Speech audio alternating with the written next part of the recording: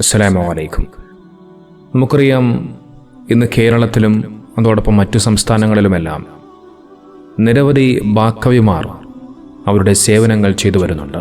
ദീനുൽ ഇസ്ലാമിനെ പ്രബോധനം ചെയ്യുന്ന, അതിന് ദഅവത്ത് ചെയ്യുന്ന, ഒരുപാട് നല്ല പ്രവർത്തനങ്ങളുമായി മുന്നോട്ട് പോകുന്ന ഒരുപാട് ബാക്കവിമാരെ നമുക്ക് കാണാൻ സാധിക്കും. അതോടൊപ്പം കബീർ ബാക്കവിയും നൗഷാദ് ബാക്കവിയും അങ്ങനെ നല്ല മനോഹരങ്ങളായി പ്രഭാഷണങ്ങൾ വരെ നടത്തുന്ന ഒരുപാട് ബാക്കവിമാർ വേറെയുമുണ്ട്. ഈ ബാക്കവിമാർ അവർ പഠിച്ചിറങ്ങുന്ന ഒരു സ്ഥലമുണ്ട്. തമിഴ്നാട്ടിലെ വെല്ലൂരിൽ സ്ഥിതി ചെയ്യുന്ന ബാക്കിയാത്ത് സ്വാലിഹാത്ത് എന്ന് പറയുന്ന സ്ഥലത്തിനൊന്നുമാണ് ഇവർ ബാക്കവി ബിരുദം എടുത്തുകൊണ്ട് പഠിച്ചിറങ്ങുന്നത്. എന്നാൽ അത്തരത്തിൽ പഠിച്ചിറങ്ങുന്ന ബാക്കവിമാരെ സംബന്ധിച്ച് വളരെയധികം സങ്കടമുണ്ടാക്കുന്നൊരു വാർത്തയാണ് കഴിഞ്ഞ ദിവസം കേട്ടത്. ഹാഷിം സാഹിബ് എന്ന് പറയുന്ന ഒരു മനുഷ്യൻ മരണപ്പെട്ട ഒരു വാർത്തയായിരുന്നു അത്.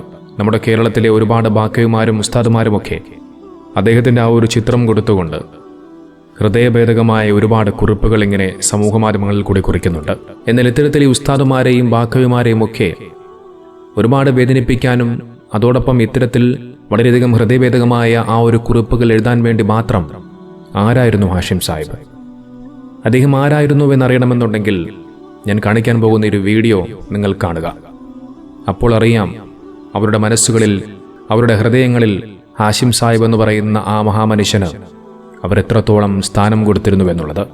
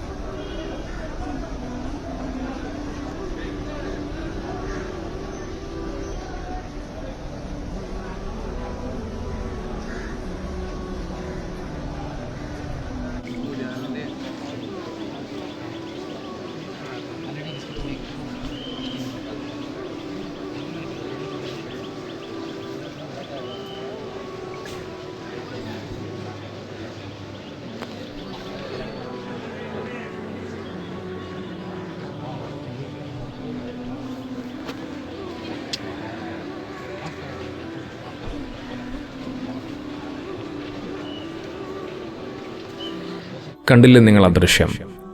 ഇത് ഹാഷിം സാഹിബ് എന്ന് പറയുന്ന, ഞാൻ നേരത്തെ പറഞ്ഞ ആ മഹാമനുഷ്യൻ, അദ്ദേഹം മരണപ്പെട്ട സമയത്ത് അദ്ദേഹത്തിൻ്റെ ജനാസ, അദ്ദേഹത്തിൻ്റെ കബറടക്ക സമയത്ത് കണ്ട കാഴ്ചയാണിത്.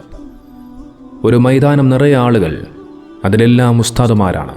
ആ കൂട്ടത്തിൽ ബാക്കവിമാരുണ്ട്, ഒരുപാട് മതപണ്ഡിതരുണ്ട്, ഉസ്താദുമാരുണ്ട്, കുട്ടികളുണ്ട്. അങ്ങനെ പതിനായിരക്കണക്കിന് വരുന്ന ആളുകൾ, അദ്ദേഹത്തിൻ്റെ ആ ഒരു മയ്യിത്ത് നിസ്കരിക്കാൻ വരുന്ന ആളുകളാണത്. നിങ്ങൾ നോക്കൂ, ആ മനുഷ്യൻ മരണപ്പെടുന്ന സമയത്ത് അദ്ദേഹത്തിന് ഇത്രയധികം ആളുകളവിടെ കൂടണമെന്നുണ്ടെങ്കിൽ, ഞാൻ നേരത്തെ സൂചിപ്പിച്ചതുപോലെ ആ മനുഷ്യൻ അവരുടെ മനസ്സുകളിൽ അത്രമേൽ സ്ഥാനം പിടിച്ചിരിക്കണം. നോക്കൂ, ഞാൻ മരണവുമായി ബന്ധപ്പെട്ടുകൊണ്ട് ചെയ്യുന്ന വിഷയങ്ങളിൽ പലപ്പോഴും പറഞ്ഞു വയ്ക്കുന്നൊരു കാര്യമുണ്ട്. ഒരു മനുഷ്യൻ ജീവിച്ചിരിക്കുന്ന സമയത്തിലല്ല, അയാൾ മരണപ്പെട്ട് കഴിഞ്ഞതിന് ശേഷവും ആളുകൾ എത്രത്തോളം അദ്ദേഹത്തെ സ്നേഹിക്കുന്നുവോ അവിടെയാണ് ഒരു മനുഷ്യൻ യഥാർത്ഥ വിജയിയായി മാറുന്നത്. ഒരു മനുഷ്യൻ ജീവിച്ചിരിക്കുന്ന സമയത്ത് ഒരുപാട് ആളുകൾ നല്ല കാര്യങ്ങൾ പറഞ്ഞേക്കാം, പക്ഷേ ആ മനുഷ്യൻ മരണപ്പെട്ട് കഴിഞ്ഞാലും ആ മനുഷ്യനെ ഓർത്തുകൊണ്ട് ഒരുപാട് നല്ല വാക്കുകൾ പറഞ്ഞുകൊണ്ട് ആളുകളുടെ ഹൃദയങ്ങളിൽ ആ മനുഷ്യൻ സ്ഥാനം പിടിക്കുന്നുവെങ്കിൽ ആ മനുഷ്യൻ എത്രത്തോളം അവർക്ക് വേണ്ടപ്പെട്ടതായിരുന്നു എന്നുള്ളത്, എത്രത്തോളം ആ മനുഷ്യൻ പൂർണ്ണ വിജയിയായിരുന്നു എന്നുള്ളത് നമുക്ക് മനസ്സിലാക്കാൻ സാധിക്കും. നോക്കൂ, അദ്ദേഹത്തിൻ്റെ മയ്യിത്ത് നിസ്കാരത്തിൽ 1-2 പേരല്ല, 50,000-ലധികം വരുന്ന ആളുകൾ പങ്കെടുക്കുകയാണ്. ഇത്തരത്തിൽ ആളുകൾ തടിച്ചുകൂടാൻ വേണ്ടി മാത്രം ആരായിരുന്നു ഹാഷിം സാഹിബ്? അദ്ദേഹത്തിൻ്റെ ആ ഒരു ജനാസയിൽ ഒരുമിച്ച് കൂടിയ 10,000 തന്നെ അദ്ദേഹത്തിൻ്റെ നന്മകൾക്ക് സാക്ഷികളാണ്. കേരളത്തിൽ അങ്ങോളം ഇങ്ങോളം സേവനം ചെയ്യുന്ന ബാക്കവികൾ പഠിച്ചിറങ്ങുന്ന തമിഴ്നാട്ടിലെ വെല്ലൂർ ബാക്കിയാത്ത് സ്വാലിഹാത്ത് കോളേജിൻ്റെ ദീർഘകാല കാര്യദർശിയായിരുന്നു അദ്ദേഹം. ബാക്കിയാത്തിൻ്റെ ദീർഘകാല സെക്രട്ടറിയും നിലവിലെ പ്രസിഡന്റുമായിരുന്നു ഹാഷിം സാഹിബ്. അദ്ദേഹം വെള്ളിയാഴ്ച മഗ്‌രിബ് നിസ്കാരത്തിന് തൊട്ടുമുമ്പ് അദ്ദേഹം അള്ളാഹുവിൻ്റെ അടുക്കിലേക്ക് യാത്രയാവുകയാണ്. ദുനിയാവും ആഖിറവും ഒരുപോലെ സമ്പാദിച്ച അതുല്യ വ്യക്തിത്വമായിരുന്നു അദ്ദേഹം. പണ്ഡിതരോടും ഇൽമു പഠിക്കുന്ന വിദ്യാർത്ഥികളോടും ദീനിനോടും ദീനിൻ്റെ അഹ്ലുകാരോടും വളരെ സ്നേഹം കാട്ടിയ മനുഷ്യനായിരുന്നു അദ്ദേഹം. ബാക്കിയാത്തിൻ്റെ എല്ലാ പ്രവർത്തന മേഖലകളിലും സാമ്പത്തികമായി ചിലവഴിക്കുകയും ഇന്നു കാണുന്ന രീതിയിൽ സ്ഥാപനം ഉയർന്നു നിൽക്കാൻ കാരണക്കാരൻ അദ്ദേഹം മാത്രമാണ്.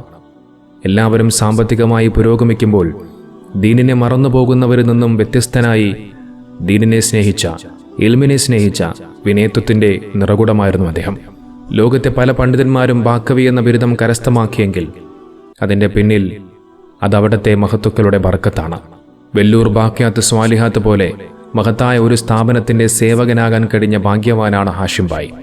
ദീനിനോടുള്ള സ്നേഹവും അതിൻ്റെ ഉയർന്ന മൂല്യവും മനസ്സിലാക്കി സ്വന്തം നാട്ടിൽ മേൽവിഷാറത്ത് 700 കുട്ടികൾക്ക് പഠിക്കാൻ സൗകര്യമൊരുക്കി ഒരു ദീനി കലാലയം വരെ അദ്ദേഹം നടത്തി. ദീനിൻ്റെ നിലനിൽപ്പിന് വേണ്ടി കോടികൾ ചിലവഴിക്കുകയും അദ്ദേഹത്തിൻ്റെ ഉപജീവന ബിസിനസ് രംഗത്ത് 10,000-കണക്കിന് ആളുകൾക്ക് ജോലി നൽകിയ സുമനസിൻ്റെ ഉടമ കൂടിയാണ് അദ്ദേഹം. ബാക്കിയാത്ത് ഉൾപ്പെടെയുള്ള 100-കണക്കിന് സ്ഥാപനങ്ങളുടെ സഹായിയാണ് അദ്ദേഹം. ഇന്നു കാണുന്ന ബിൽഡിങ്ങുകളെല്ലാം നിർമ്മിക്കുന്നതിൽ തൻ്റെ സ്വന്തം പൈസ വിനിയോഗിച്ച ഒരു മഹാമനുഷ്യനാണ് ഹാഷിം സാഹിബ്. ഇന്ത്യയിലെ ധാരാളം ഇസ്ലാമിക പ്രസ്ഥാനങ്ങളുടെ സഹായിയും 20,000-ഓളം തൊഴിലാളികൾക്ക് ജോലി കൊടുത്ത ഒരു വലിയ ധർമ്മിഷ്ഠനെയുമാണ് സമുദായത്തിന് നഷ്ടപ്പെട്ടിരിക്കുന്നത്. ബാക്കവിമാരിൽ തന്നെ കുറച്ചാളുകൾ മാത്രമാണ് അദ്ദേഹത്തെ കണ്ടിട്ടുള്ളൂ. ഒളിമറയത്തിരുന്ന് ലോകത്തിൻ്റെ വിവിധ ഭാഗങ്ങളിലേക്ക് ദീനിൻ്റെ വെളിച്ചം എത്തിക്കുന്നതിന് വേണ്ടി പരിശ്രമിച്ച മഹാൻ. സ്വന്തം ചെലവിൽ തന്നെ ദീനി സ്ഥാപനം നടത്തുകയും ബാക്കിയാത്തിലെ മുത്തഅല്ലിമീങ്ങൾക്ക് എല്ലാ ദിവസത്തെയും പ്രഭാത ഭക്ഷണം അദ്ദേഹത്തിൻ്റെ വകയായിരുന്നു. മേൽവിഷാറത്തെ ദീനി കുടുംബത്തിൽ ജനിച്ച ഹാഷിം സാഹിബ് ചെറുപ്പം മുതൽക്കേ വിവിധ നന്മകളുമായി ബന്ധപ്പെട്ടിരുന്നു. മക്കളും പിതാവിനെ പിൻപറ്റിയതോടെ നന്മകളിൽ വലിയ വേഗത വന്നു. ഒരു ഭാഗത്ത് ബഹുമാന്യ ഉമ്മുൽ ദാരിസ് ജാമിയ ബാക്കിയാത്ത് സ്വാലിഹാത്തിനെ ബാഹ്യമായും ആന്തരികമായും അലങ്കരിക്കുന്നതിൽ അദ്ദേഹം വലിയ വിജയം കൈവരിച്ചു. മറുഭാഗത്ത് ഇതര വൈജ്ഞാനിക പ്രബോധന, സംസ്കരണ, സാമൂഹിക പ്രവർത്തനങ്ങളിൽ അദ്ദേഹം മുന്നേറുകയും ചെയ്തിരുന്നു. ഇന്ത്യയിലെ തന്നെ സമുന്നത മസ്ജിദുകളിൽ ഒന്നായ മസ്ജിദ് ഖിലറും ഉന്നത സ്ഥാപനമായ മദ്രസ മിഫ്താഉൽ ഉലൂമും അദ്ദേഹം സ്ഥാപിച്ചു. മസ്ജിദ് ഖിലറിലെ വിശാലമായ ഇഅ്തികാഫും നോമ്പുതുറയും ഒരു അനുഭവം തന്നെയാണ്. മക്ക ഹറമിലെ ഇമാം ഷെയ്ഖ് സുബൈലും അല്ലാമ അബുൽ ഹസൻ അലി നദ്വിയും ചേർന്ന് നടത്തിയ മസ്ജിദിൻ്റെ ഉദ്ഘാടനത്തിന് ശേഷം ജാതിമത വ്യത്യാസമില്ലാതെ മുഴുവൻ നാട്ടുകാർക്കും അദ്ദേഹം സൽക്കാരം നടത്തി. ഇഅ്തികാഫിൽ പങ്കെടുത്തവർ മടങ്ങുമ്പോൾ വന്നുപോയ വീഴ്ചകൾ മാപ്പാക്കണമെന്ന് അതിഥികളോട് പറയുന്നത് വികാരമുളവാക്കുമായിരുന്നു. അഹ്ലുസുന്നത്തിലെ മുഴുവൻ പണ്ഡിത നേതാക്കളെയും അണിനിരത്തിക്കൊണ്ട് ബാക്കിയാത്തിൻ്റെ 150-ാം വാർഷികം അദ്ദേഹം നടത്തിയിരുന്നു. അത് വലിയ വിജയമായിരുന്നു. അദ്ദേഹം all India Muslim personal law ബോർഡിൻ്റെ സ്ഥാപക മെമ്പറും കൂടിയാണ്. അദ്ദേഹത്തിൻ്റെ ആതിഥേയത്വത്തിൽ മദ്രാസിൽ മാത്രം ബോർഡിൻ്റെ 2 അഖിലേന്ത്യാ സമ്മേളനങ്ങൾ നടക്കുകയുണ്ടായി. അള്ളാഹു നൽകിയ സമ്പത്തും സ്ഥാനവും സമയവും സൗകര്യവും സൽവഴിയിൽ ചിലവഴിക്കുന്നതിന് അദ്ദേഹം വലിയൊരു മാതൃകയായിരുന്നു. അത്തരത്തിൽ ദീനിനു വേണ്ടി പ്രവർത്തിച്ച, ദീനി ദഅവത്തിന് വേണ്ടി തൻ്റെ ജീവിതം ചെലവഴിച്ച ഒരു മഹാമനുഷ്യനാണ് മരണപ്പെട്ടു പോയത്. നോക്കൂ, അദ്ദേഹത്തിൻ്റെ ആ ഒരു മയ്യിത്ത് നിസ്കാര സമയത്ത് നിങ്ങൾ ആ വീഡിയോയിൽ കണ്ടതുപോലെ 10,000-കണക്കിന് ആളുകൾ അവിടെ പങ്കെടുക്കുകയാണ്. അതിൽ കൂടുതലും ബാക്കവിമാരാണ്, പണ്ഡിതന്മാരാണ്. അവരുടെ പ്രാർത്ഥന പോലെ അദ്ദേഹത്തിന് സ്വർഗം കിട്ടാൻ.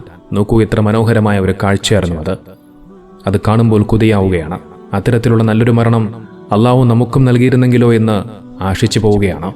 ലോകത്തിൻ്റെ നാനാഭാഗങ്ങളിൽ നിന്നും പ്രാർത്ഥനകൾ ലഭിക്കുന്ന മഹാഭാഗ്യവാൻ. ഏകദേശം 10 ഏക്കറിൽ വ്യാപിച്ചു കിടക്കുന്ന അദ്ദേഹത്തിൻ്റെ സ്വന്തം സ്ഥാപനത്തിൻ്റെ മുറ്റത്ത് തന്നെയാണ് അദ്ദേഹവും അന്തിയുറങ്ങുന്നത്. അദ്ദേഹത്തിൻ്റെ ഒരു വിയോഗത്തെക്കുറിച്ച് ഹാഫിളായിട്ടുള്ള മാഹിൻ മന്നാൻ ഉസ്താദ് മനോഹരമായ ചില കാര്യങ്ങൾ പറഞ്ഞു വെച്ചു. അതുകൂടി ഞാനൊന്ന് കേൾപ്പിക്കാം. ഒരു ജനാസയ്ക്ക് നമസ്കാരത്തിന് ഒരുമിച്ച് കൂടിയത് 50,000 പേരാണ്. 50,000 പേർ. നമ്മുടെ ജനാസയ്ക്ക് 100 പേരെങ്കിലും വരും പ്രിയപ്പെട്ടവരെ നിസ്കരിക്കാൻ. ഇന്നൊരു ജനാസ നമസ്കരിച്ചു, ജനാസ അടക്കി. ആ ജനാസയുടെ പിറകിൽ 50,000 പേരെ കൊണ്ടു നിർപ്പാൻ അദ്ദേഹം ചെയ്ത സുഹൃതം എന്തെന്നറിയോ? ഉമ്മുൽ മദാരിസ് എന്നറിയപ്പെടുന്ന ബാഖിയാത്തു സ്വാലിഹാത്ത് തമിഴ്നാടിന്റെ വെല്ലൂർ, അവിടെയാണ് നിങ്ങളുടെ ഇമാമായ അനസ് ബാഖവി ഉസ്താദ് പഠിച്ചത്. അവിടത്തെ അഭ്യുദയകാംക്ഷിയായ കാര്യദർശിയായ ഹാഷിം സാഹിബ് മരണപ്പെട്ടു. അദ്ദേഹത്തിന്റെ മയ്യത്തിന്റെ പിറകിൽ ഒരുമിച്ച് കൂടിയത് 50,000 പേരാണ്. കാരണം എന്തേ? നന്മ ചെയ്യാൻ അവസരം കിട്ടിയപ്പോ ആ നന്മ അദ്ദേഹം ജീവിതത്തിൽ ചെയ്തു. അത് ചെയ്തതിന്റെ പേരിൽ അദ്ദേഹത്തിന്റെ മയ്യത്തിന്റെ പിറകിൽ 50,000 പേരെ കൊണ്ടു നിർത്താൻ കഴിഞ്ഞു. നമ്മൾ നന്മ ചെയ്യും, നമ്മൾ നന്മയുടെ വഴിയിലൂടെ നടക്കും. അപ്പോഴും നമ്മൾ മരണപ്പെട്ടെന്നറിഞ്ഞാൽ അള്ളാഹു നല്ല നല്ല സ്വാലിഹീങ്ങളെ നമ്മുടെ മയ്യത്തിന്റെ പിറകിൽ നിർത്തി നമസ്കരിപ്പിക്കാൻ നമ്മുടെ ചാരത്ത് കൊണ്ടുവരും. അള്ളാഹു അങ്ങനെ മരണപ്പെടുന്നവരുടെ കൂട്ടത്തിൽ എന്നെയും നിങ്ങളെയും ഉൾപ്പെടുത്തുമാറാകട്ടെ. ഇതുപോലെ ആരും കൊതിക്കുന്ന നല്ലൊരു മരണം കരസ്ഥമാക്കാൻ അല്ലാഹു സുബ്ഹാനഹു വ തആല നമുക്കെല്ലാവർക്കും തൗഫീഖ് നൽകട്ടെ.